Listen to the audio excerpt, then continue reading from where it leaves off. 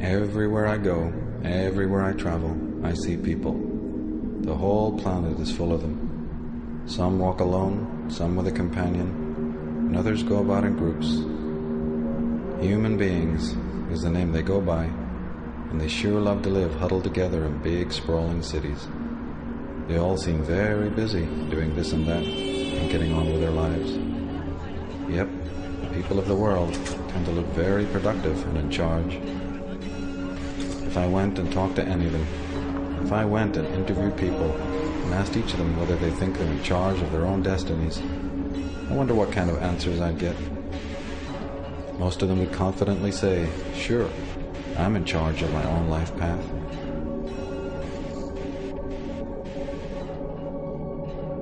And what about me? Am I really in charge of my own destiny? Do I know where I've come from, why I'm here, and where I'm going?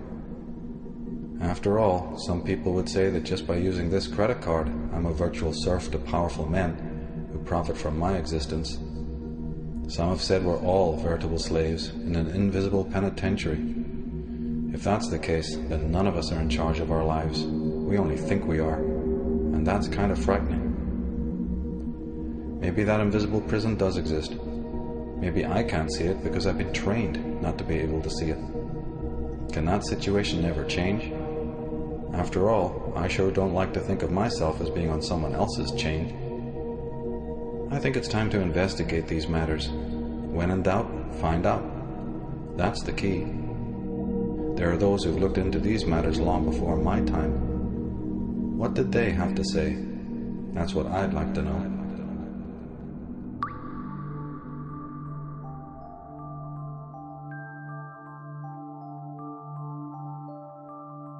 So it says here, there's an interesting caption that says, "Here stands the new man. His conception of reality is a dance of electronic images fired into his forebrain, a gossamer construction of his masters designed so that he will not under any circumstances perceive the actual or the real. His happiness is delivered to him through a tube or an electronic connection. His God lurks behind an electronic curtain. And when the curtain is pulled away, we find the CIA sorcerer and the media manipulator. Jim Keith, Mind Control, Mass Control, just one of the fine books on, the manipulation of consciousness that he did before he sadly basically was killed. He was one of the people, I think, one of few who understood that the real war is a war on consciousness. It's very important to always remember that it may have so many other permutations. Now we're seeing it, mass killings in America or what have you. But and then all heads turn. As soon as that comes on the little media framed image, then people are shocked, and they turn to that as if it's some sort of freak phenomena or something like that. It's actually, the sad case is, it's not freak. And anyone who's really studied mind control understands that mind control is ubiquitous. It's almost the question of who is not mind controlled, as opposed to who is mind controlled. It's just a difference in degree. The whole question of what is consciousness and how it can be manipulated is one of the most crucial questions of our time. In my work, it really goes along with the whole question of the origins of evil.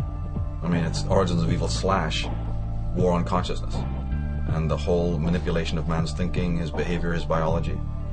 And this question has distinguished some of the greatest scholars in the world, people like Wilhelm Reich. But in a more modern context, even people like Alex Constantine, Jim Keith, Jim Marrs to a certain extent has gone into this. Well, in ancient times they used the sword and they used the gun and they used other methods like religion for pushing the populace around and getting people to do what was wanted. But in recent times, in the 20th century, there are new technologies that provide the expertise to control people totally without their knowledge.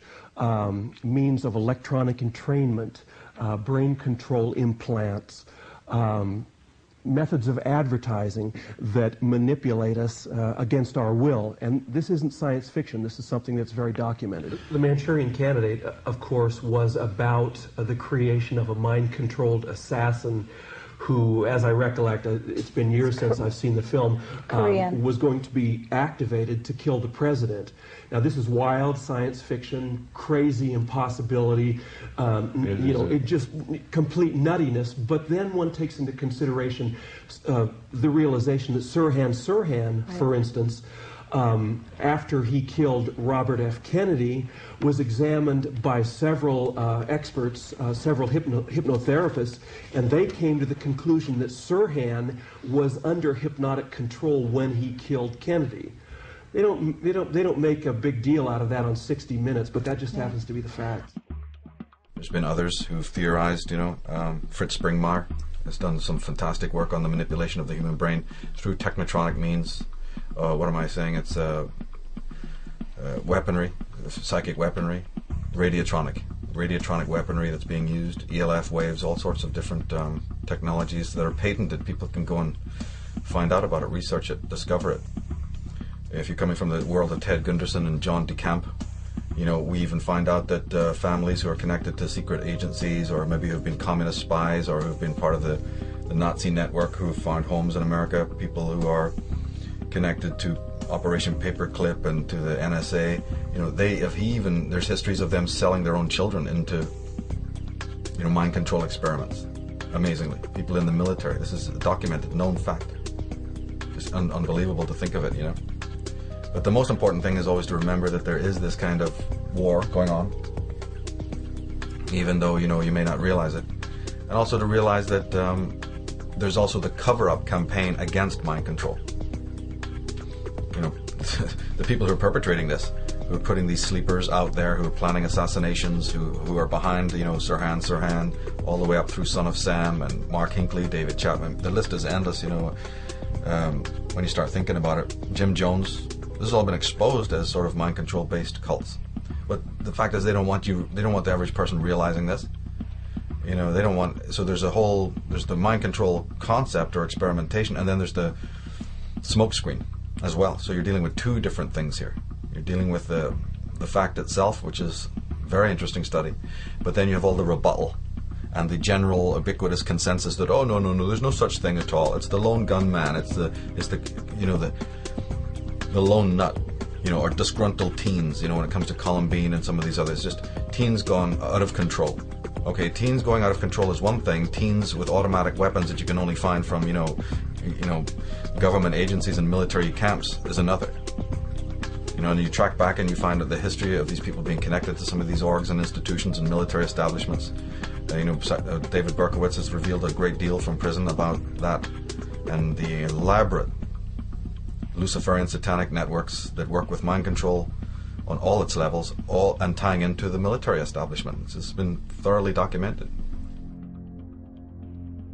In 1993, announced that the entire spree was engineered by a satanic cult, and others had participated in the plot.